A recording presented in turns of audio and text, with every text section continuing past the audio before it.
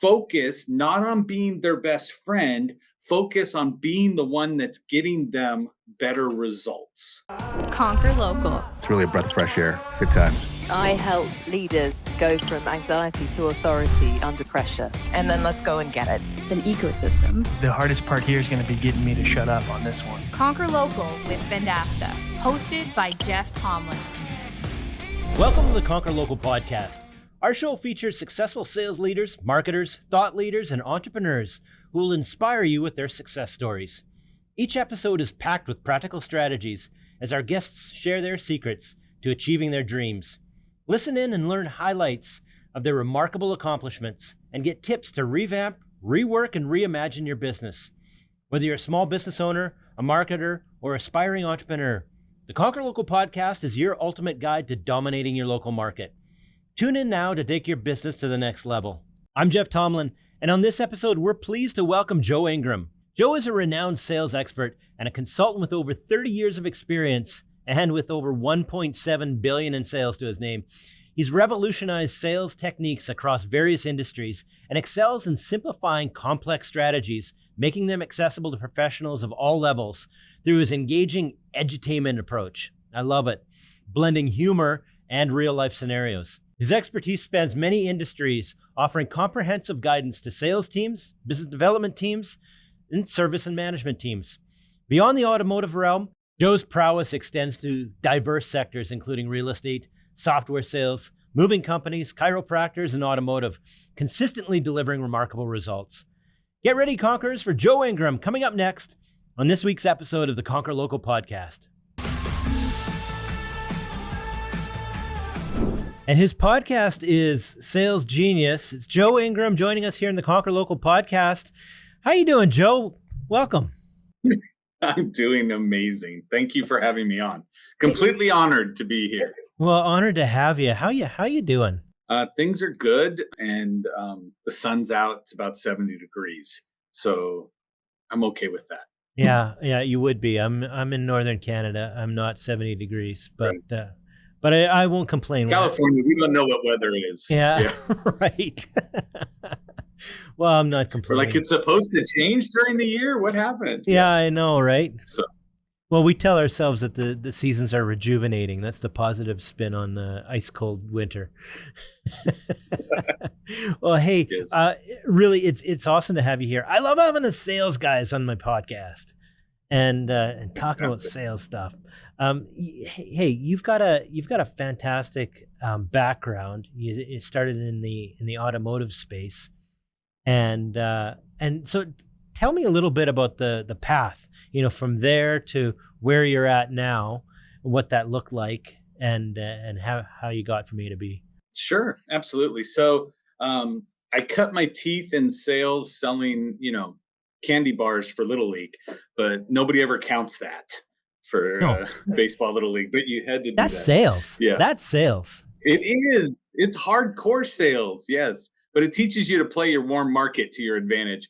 By the way, did you outsell all the other kids? Not for some reason. I was always in the number 2, number 3 spot. Somebody always had, the leverage to a dad that worked in a corporation that had 1,000 employees that they could go get their boxes done. Yeah. But no. So I remember doing that when I was a kid. I grew up bowling, right? And we had to sell chocolate covered almonds, and I took great pride in selling out my box. Anyway, sorry to interrupt you. Fantastic. No, it's all good. So electrical engineer that went into sales. And so I went into sales within a criminal defense law firm first, building inside teams, outside teams, was very successful. Then transitioned to automotive. When I got into automotive, literally, I went to work for a large corporation that had 300 dealerships across the United States. And so for me, coming from aerospace manufacturing when I was an engineer, I was like, wow, this red tape over here in automotive is nothing like I had with the government and going through all this stuff. So it was easier to excel and expect certain things that would happen. And the processes just made more sense to me from where I came from. And so I excelled really quickly. I took dealerships that were doing 500 or 600 units a month and took them to 1,000 units a month. Took them to become number one, number two, number three in the nation, right? Out of Amazing. 20,000 dealerships. So it was one of the things that you want to, for me, I found it, my passion for cars, and then the passion to win and, dominate, those came up pretty easy. And in that industry, it was good. And so I did it several times throughout my years in the automotive space, where I ended up taking dealerships. I've taken several stores to 1,000 units a month. In context, the average dealership across the United States sells 89. So Wow. to sit back, so Unbelievable. I get to laugh and go, that's more than 10x, Grant. Yeah, but that's Big that's what it numbers. was. So that built me, that built me the brand and the knowledge base that I could help other dealerships. So then I went into automotive training at a time where one of the owners decided I made it look too easy when I turned around his dealership in less than a year to being profitable. He thought, great, I'll give this job to one of my best friends who's never done it because Joe's got it dialed in. So he gave it to him and let me go. And at that point, I said, okay, I talked with my bride. She said, just go train people. That's what you love to do. Go and do that. And I was like, okay. And so because of my knowledge in the business, because of the turnaround I just did, and to spite the owner that gave away my job, I literally went to all of the competitors around that location, because there was 8 of them within 30 miles. I went to all of them and say, half off training, so that we can make sure this guy suffers and doesn't have the market share that I built for him. And I had 5 of the 8 say yes. So that started my company, and I went in automotive. And then from there, I had other people reach out and say, hey, you're really good at that stuff, the sales stuff. And I was like, okay, I'm not arguing. And then they said, can you do it in this arena? Can you do it with this? Can you do it with this? And then I was like, I think it's going to be the same. I think a lot of them are copy paste. There's going to be some uniqueness added to it, but let's go play the game. And so I ended up in multiple industries, just because sales is about people. And since sales is about people, you can swap the product out on a good salesperson and they will run with it. And so it's just those best practices, copy paste into another industry. But I did software sales, video gaming platforms. I work with video gaming platforms on how to get people to bump within the game to buy new things and stuff like that. So, and again, playing the psychology game, personality game, things like that is what I love to do. And that's how I ended up where I'm at now, which is training companies on sales and increasing profitability. I love that. I'm just starting to learn this. Tony Robbins talks about patterns in life and the 3 competencies: being able to use patterns, being able to implement patterns, and then being able to develop new patterns, or recognize, implement and develop new ones on your own. And so I get what you're saying. The in sales, there are patterns to success. And that's cool that you were able to replicate that across different industries. You, in doing sales training, you have an edutainment, you call it, approach. And I love that moniker. But by the way, but before you tell us what that's all about, I was having a chat with the crew. I was telling them about this conversation I was having with my son. I was saying my son's name is Jack. Saying, Jack, I've got to create a little bit more humor in the podcast and make it a little more entertaining. And he says, well, Dad, you're not really that funny. And I said, what do you mean? I'm funny. And he goes, what do you mean, Dad? Funny haha or funny looking? And I said, how? Yeah, it's not all about looks. Come on. Yeah. And since when do you know Joe Pesci? Right. Exactly.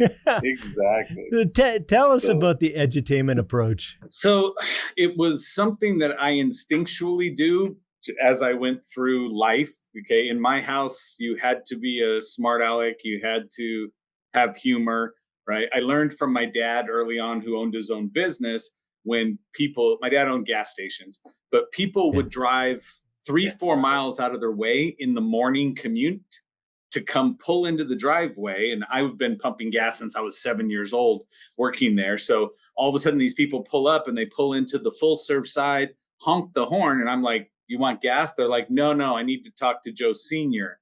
Yeah. And then he would come out and they'd go, okay, I'm running late, but give me the joke of the day, so that when I get to the office, I can be funny.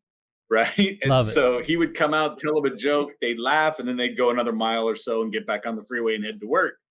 And so, but I also realized all of those people also brought their vehicle to the back shop that we had, the repair shop. Yeah. They always had their car with us. And I was like, wow. So dad is funny, teaches them how they can be funny. And then all of a sudden they trust him with their vehicle and their work, where they could go to a dealership or go someplace else.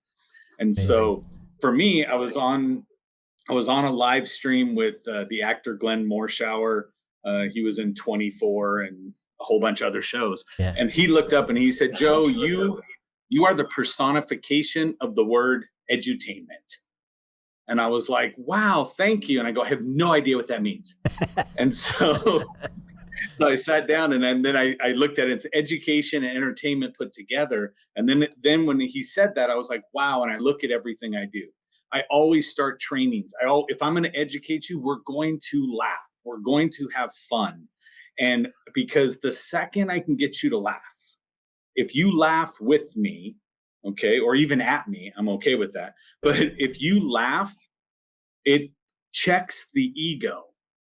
You can't laugh at something somebody says and still maintain I'm better than you. Yeah. So in that capacity, I get to break the barrier down. Now I know, once you're laughing, that I can now input things into your mind that goes in unfiltered. And so that helps me to get that in. So they learn more, they take away more, and they can implement it sooner, because they're not going with the preface of, I don't like you, you're not like me, I'm better. Right? As soon as you take away that block, then all of a sudden you have access to the unconscious and you get to I love that. By the way, I've seen that in all sorts of different examples in life. I go to, been to tons and tons and tons of conferences, and someone gets up on stage and starts giving the conference talk. Everyone's heads in their laptops, and someone gets up on stage and says something entertaining, whether it's something funny or they get the crowd's attention, and all of a sudden, you can put. I get it. You can put stuff into their head, and they're receptive. I love that. You've got a moniker here. Never be normal. Normal people get normal paychecks. Absolutely. So I love that. But before I turn it over to you to talk about that a little bit, I've got a story from my background when I got started in the software space back in 2002 in a real estate software company, and our CEO and my partner here, Brendan King, and I worked at that company together, and we started going to conferences, little software company in Western Canada, and we started going to these big real estate shows down in the United States. And it's really hard to break into a new audience, big executives. How do you break the ice? Especially when you talk funny. It's exactly, especially when we can't say about. Yes, exactly. And so one thing we did before one conference, and I don't know, I don't remember it being conscious or not, but we got these really loud shirts, and everyone else is dressed in suits. And the one thing I noticed is that all of a sudden, in the networking events, we were way more approachable than everybody else. And so what went from being, work to go and put ourselves out there and introduce ourselves to people would come to us and say, hey, who are the Canadians over there in the crazy shirts? That's my little story around it. So I love this saying, never be normal. Normal people get normal paychecks. Tell me a bit about your perspective on that. Perfect. I sat down, I started tracking the successful people, who's the top 1% in their industries, right? And then I looked at all the things and I said, okay, we can all agree that Michael Jordan had a different mindset than everybody else. And it wasn't just to be good at something, it was to be the best at something. And then I looked and I said, his check compared to everybody else on the same team was a lot larger. And then when you look at it, and again, I'm not a sports freak, I just looked to see where the money was. And I'm like, all these top CEOs, like I go, Bill Gates, not your normal programmer. Okay. And I'm like, so if you look at it, when you say, regardless of political affiliation, right? Trump as a businessman was not normal in the way he looks at things. If you and I, Jeff, we look at an empty lot, we go, oh, that's an empty lot. He looks over and sees Trump Tower, right? Yeah. Bill Gates looks at something, you go, look at this. He's like, I can probably get that to fit on a pin of a head, the head of a pin. That's what I want to do. And you're like, what? How do we do this? And so I looked at it and started tracking everything. And I said, everybody takes an approach. Not necessarily is it a disruptive approach. It's not like they're going, I have to destroy an industry to do this, but you have to be able to see things at a level that is different. And you can't say, I'm doing the same thing. So my story with that was my kids grew up with me telling them that, going through that. And so they could never come home and say, Dad, can I get this like scooter? Because everybody's got one. Because as soon as they said that, I said, no. I'm like, that would make you normal. Right. And so they always had to come up with, because no one else can afford it, or because this, and so they'd always have to be creative enough to give me an excuse. But I got that phone call from the ex-wife one day after school. She's driving back with the kids and she calls me and says, oh, you want to know what your son did? And I'm like, well, let's see. He took number one, like in the state for math and English on the test that they give to all the students. I'm assuming you took credit for that and I don't get credit for that. So what did he do wrong? Right. And she says, oh my goodness, the teacher told him, go sit down. Don't be disruptive in class. So he said, okay, I'll go sit down. But he was helping other students understand what he had already grasped. And they weren't getting it. So with the teacher, so he went to go help them. And so she sat down and said, go sit down. He's like, okay, goes and sits down. So they continue to ask him questions from his desk.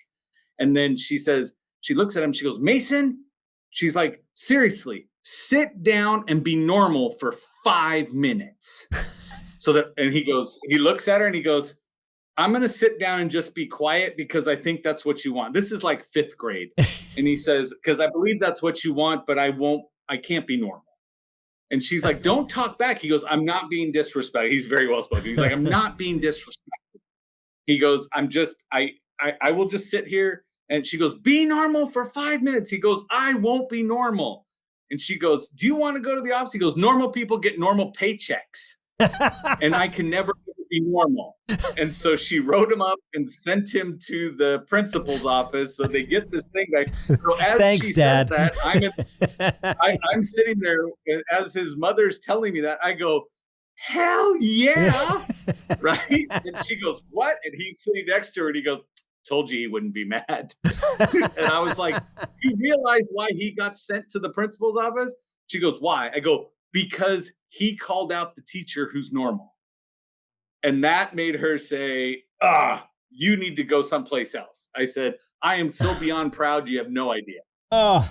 And so she was like, that's part of the problem. I'm like, sure it is.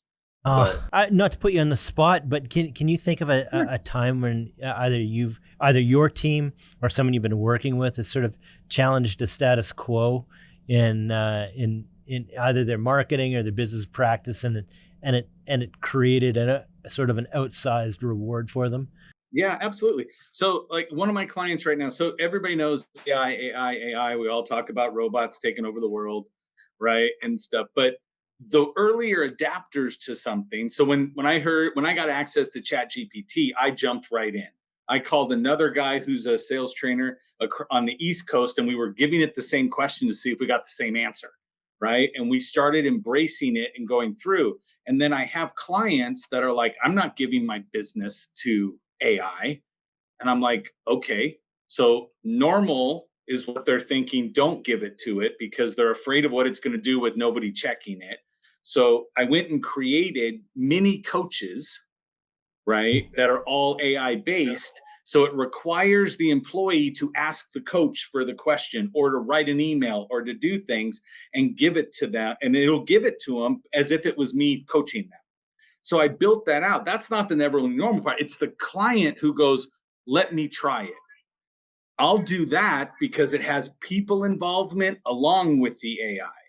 And so then all of a sudden he comes back and goes, what just happened to this department? So we have that department. I love the virtual prospect becoming a sold product or service. So the people that are reaching out over the internet, sending you requests or social media, chats, texts, things like that, where you're not face to face, all of a sudden, all of their responses became better because it was almost as if I did all the responses for the hundreds of requests that came in. And we saw an increase of 3, and on the best side, 8% closing on lead to a sold product. And so to them, they were like, that literally changed my entire business because of it. And I told them, I said, see, normal people get normal paychecks because your competitors aren't doing that. The fact that the customer who's virtual to you got a better response that kept their perception of you up here meant you don't have to discount, means you don't have to do any of the stuff that is there, that everybody normally has to do. And so, but you're talking $1 million plus a year to one person's business. But that's fascinating. People have conceptions about ideas around what sales is like. So tell me, is there a set of misconceptions that you commonly see that people have about sales and the sales process? Yeah, if they can break through these things, they can drastically increase their performance. Yeah, absolutely. Well, again, and here's one of the things that holds a lot of people back. If you've ever given an excuse to somebody, right, and you said, well, I just don't have the time. And they said, okay, then your brain goes, hey, that one works, right? And it keeps those things locked up in your head. So your preconceived notion as you walk in as a salesperson, whatever excuse you've ever given to get out of something, you have to respect it from the prospect. So when the prospect tells you they don't have enough money, they don't have enough time, don't have whatever, you're like, well, I wouldn't want anybody to call me on the BS. So I'm going to have to tell them I understand.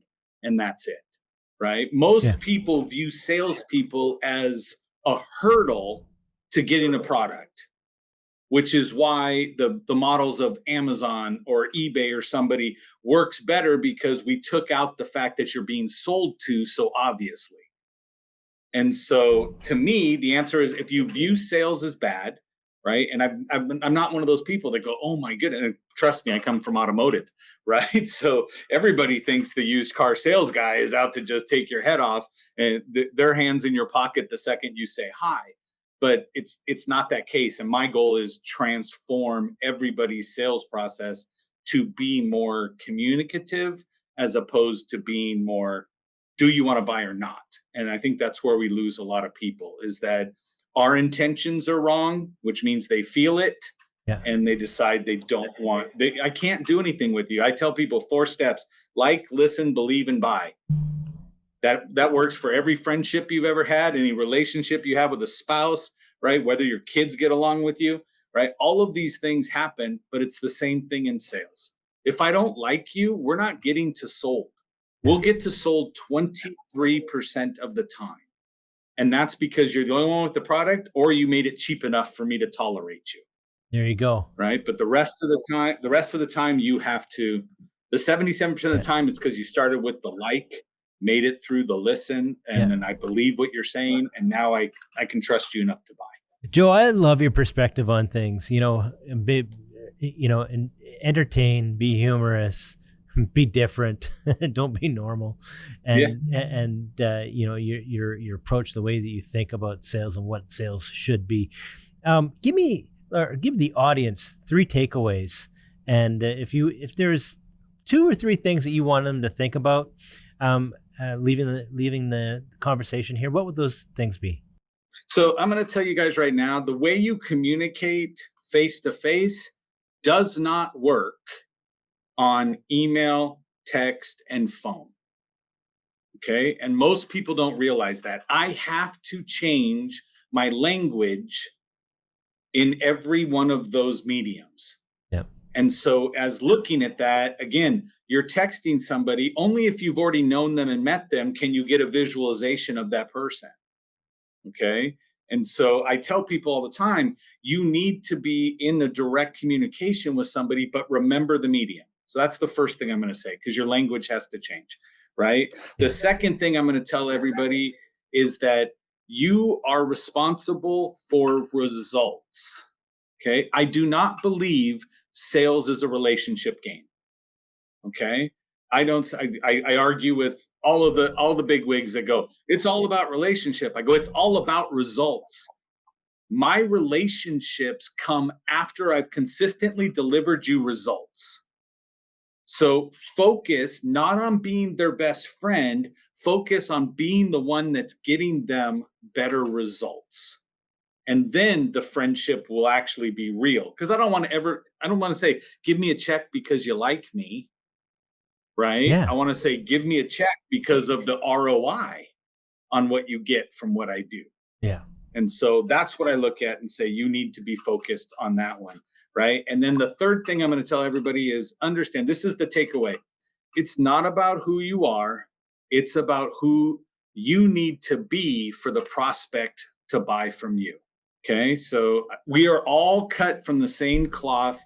There's 4 personality types. We all share some part of the same. Utilize the part that matches with the person you're dealing with. So I'm not telling anybody be fake.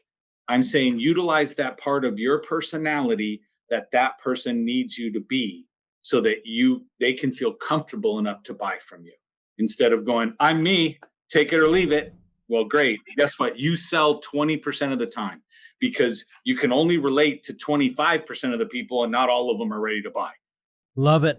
Words of wisdom from Joe Ingram. Hey, it's been an absolute pleasure having you on the podcast.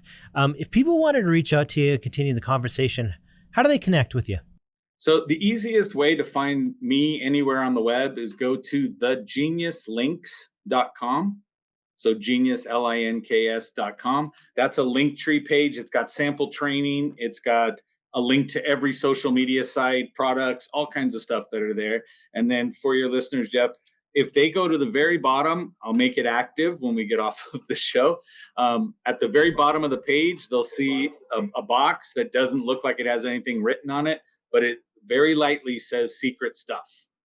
So if they click on the secret stuff, it'll take them to a hidden page on my website. They can find ebooks.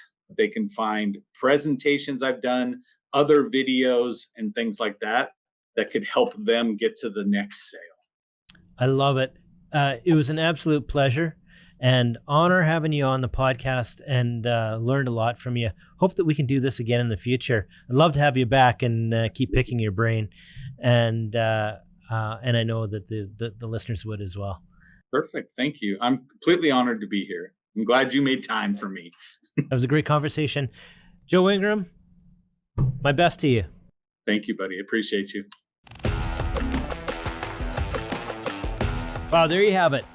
Joe's entrepreneurial journey, starting from an early age and evolving from selling candy bars for Little League to becoming a sales leader, highlights the significance of adapting sales patterns across different industries. I love the edutainment approach, blending humor and educational content as a strategy in engaging and training individuals. The motto, never be normal, normal people get normal paychecks, really resonates with a guy that thinks, a shirt can be more than just a shirt. Another nugget is Joe's forward-thinking use of AI. As he created mini coaches for sales departments, I think it highlights the transformative power of technology in sales. The proof is in the pudding as his approach shows significant improvements in customer responses and closing rates. Finally, Joe challenges the traditional notion that sales are solely relationship-based, as he's a guy that focuses on results above all else. If you've enjoyed Joe Ingram's episode discussing sales training, keep the conversation going and revisit some of the older episodes from the archives. Check out episode 633, Transforming Sales Coaching with AI with Michael Miranda, or episode 623, The PepsiCo Way, Lifelong Learning and Leadership with Jorge Alzade. Until next time, I'm Jeff Tomlin. Get out there and be awesome. You've been listening to the Conquer Local podcast presented by Vendasta. Tune in next week for a new episode. Guest discovery and produced by Suleiman Adam. Marketing by Rory Lawford, Brandon Moore, and Suleiman Adam. Executive producers Brendan King, Jeff Tomlin, and Suleiman Adam. Recorded at Vendasta headquarters on the Canadian Prairies.